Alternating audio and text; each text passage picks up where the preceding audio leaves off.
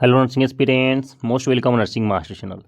Guys, आज की जो वीडियो है ना, ये बहुत इंपॉर्टेंट होने वाली है आप लोगों के लिए, ठीक है। क्योंकि बहुत सारी चीज़ों से रिलेटेड आज हम बात करने वाले हैं। और आपकी स्क्रीन पे जो दिख रहा है ना, ये है एम्स सीआरई की नोटिफिकेशन, जो बहुत पहले रिलीज हो गई थी इसकी एग्ज़ाम से, ठीक है। पहली चीज़ तो ये गाइज कि ये जो नोटिफिकेशन है ना, इसमें क्लियर सारी चीज़ें मेंशन कर कर रखी गई हैं पहले से ही कि किस डिपार्टमेंट वालों से कैसे क्वेश्चंस पूछने हैं और किस चीज़ से रिलेटेड है ये, ठीक है। यानी कि किसके पास किस डिपार्टमेंट का एक्सपीरियंस होनी चाहिए तो वहाँ ज्वाइन कर सकता है। इसमें आगे हम आपको दिखाएंगे।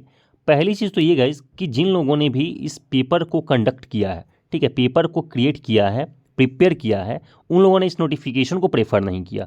यदि वो खुद इस नोटिफिकेशन को, इस पार्टिकुलर नोटिफिकेशन को प्रेफर करते ना, तो इस तरीके से क्वेश्चन कंडक्ट नहीं करते जिस तरीके से क्वेश्चन इन्होंने पूछा था कुछ पार्टिकुलर टॉपिक से, ठीक है। वो टॉपिक्स तो आपको भी पता है किस टॉपिक से क्वेश्चंस पूछे थे, वो चाहे HIV एड्स हो, ठीक है, या फिर ट्यूबरक्लोसिस हो।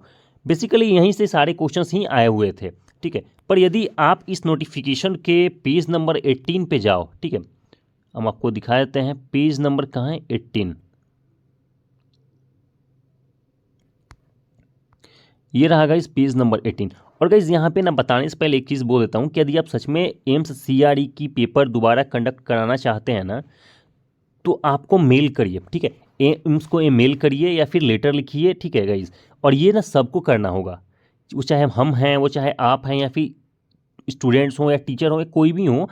यदि आप सच में एम्स सीआरई की पेपर दोबारा कंडक्ट करना चाहते हैं ना, तो आपको अपने स्तर से भी प्रयास करना होगा, ठीक है। टीचर्स लोग लगे हुए हैं, बट स्टूडेंट्स को भी लगना होगा अपने स्तर से, तब जाके कहीं अगर कुछ हो चांस हो जाए। हम तो बस प्रयास ही कर सकते हैं और करेंगे, जरूर करेंगे, ठीक है।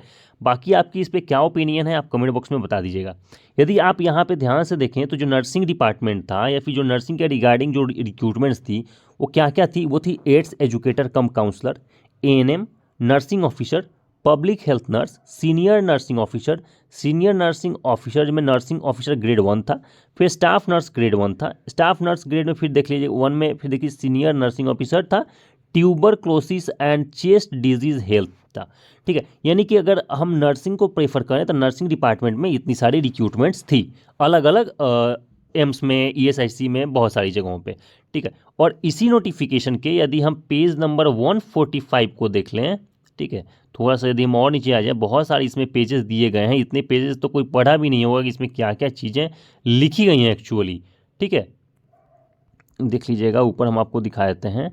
यहाँ पे भी डिटेल्स में लिखा गया है। जो पेपर कंडक्ट किए ना, उन्होंने ठीक से पढ़ा ही नहीं कि इस पेपर में लिखा क्या है और किन लोगों के लिए किस तरीके का पेपर सेट करना था, ठीक है। देख लीजिएगा, AIDS educator cum counsellor, ANM, nursing officer, public health nurse, सारी चीज़ें यहाँ पे मेंशन है, ठीक है।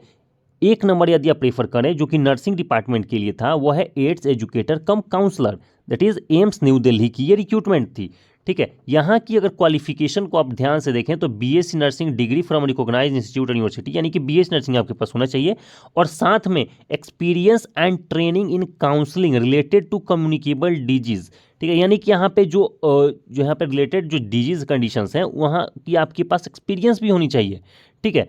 आगे अगर हम बात कर लें, देख लीजिएगा, ये तो ANM है, मल्टी वर्कर है, नर्सिंग ऑफिसर ESIC, ये ESIC है। यहाँ पे आपको कहीं भी एक्सपीरियंस नज़र नहीं आएगा, देख लीजिए, ये ESIC की पोस्ट है, ठीक है। ESIC की अगर क्वालिफिकेशन को देख लो तो यहाँ भी सिंपल BSc ऑनर्स होना चाहिए, BSc नर्सिंग होनी चाहिए, ठीक है। और इंस्टीट्यूट जो स्टेट नर्सिंग काउंसिल या INC से रिकॉग्नाइज होनी चाहिए।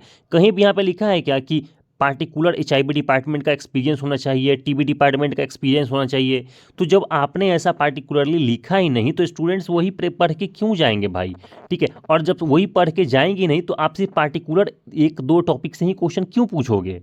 मेरे को समझ नहीं आ रहा। देख लीजिए, ESIC के 550 सीट्स थे, ठीक है, लगभग 500 550 से ज़्यादा सीट था, ठीक है। 400-450 सीट तो सिर्फ लड़कियों के लिए था, फीमेल के लिए। मेल के लिए भी 100 सीट से ज़्यादा था, यानी कि लगभग 550 से ज़्यादा सीट्स पे था।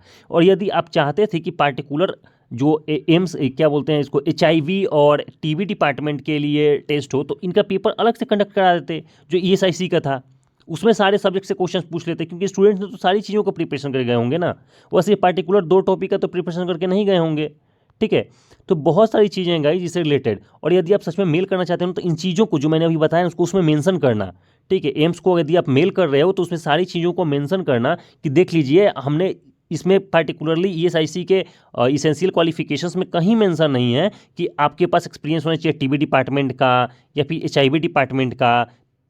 अगर ये पहले से पता हो तभी तो स्टूडेंट्स पढ़ेंगे ना गाइज। पार्टिकुलर 2 टॉपिक को कोई कैसे पढ़ के जा सकता है किसी भी एग्जाम के लिए।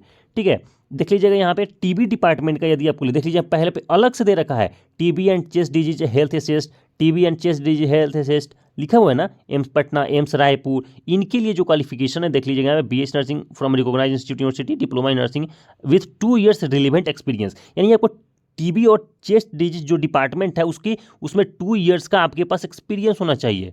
ठीक है, यदि आपने डिप्लोमा कर रखा है, diploma in nursing with 2 years relevant experience, आपके पास वहाँ का एक्सपीरियंस भी होना चाहिए। तो जब आपने पार्टिकुलरली इसको अलग से मेंशन किया है कि टीबी और चेस्ट डिपार्टमेंट का होना चाहिए, देख लीजिएगा यहाँ पे, 1 मिनट, हाँ देख लीजिए जब यहाँ पे पार्टिकुलरली आपने मेंशन किया है कि टीबी एंड चेस्ट, यहाँ पे टीबी एंड चेस्ट, तो इसका पेपर अलग से कंडक्ट करा लेते ना। जो 550 सीट्स पे जो लड़के एग्जाम दे रहे थे ईएसआईसी के, उनसे भी सेम क्वेश्चंस क्यों पूछ लिया एचआईवी से और टीबी से? तो ये चीज़ें गलत है, सारसर गलत है। ठीक है, और गाइज यदि आप सच में चाहते हो ना कि एम्स सीआरई के पेपर दोबारा कंडक्ट किया जाए तो आप कमेंट बॉक्स में कमेंट जरूर करना गाइज। ठीक है, हम अपने स्तर से प्रयास कर रहे हैं, आपको अपने स्तर से प्रयास करना है। ठीक है, और मेल करना है प्रॉपर। ठीक है, इन चीज़ों को मेंशन करके मेल करना है। ठीक है गाइज, बाकी कहीं से कोई डाउट होना तो आप कमेंट बॉक्स में जरूर पूछ लेना, और आपकी क्या ओपिनियन है, ठीक है, जो मैंने जितनी चीज़ें बताई इससे रिगार्डिंग क्या ओपिनियन है, ये भी बातें जरूर कमेंट बॉक्स में जरूर बताना। इस वीडियो में इतना ही रखते हैं guys, thank you so much.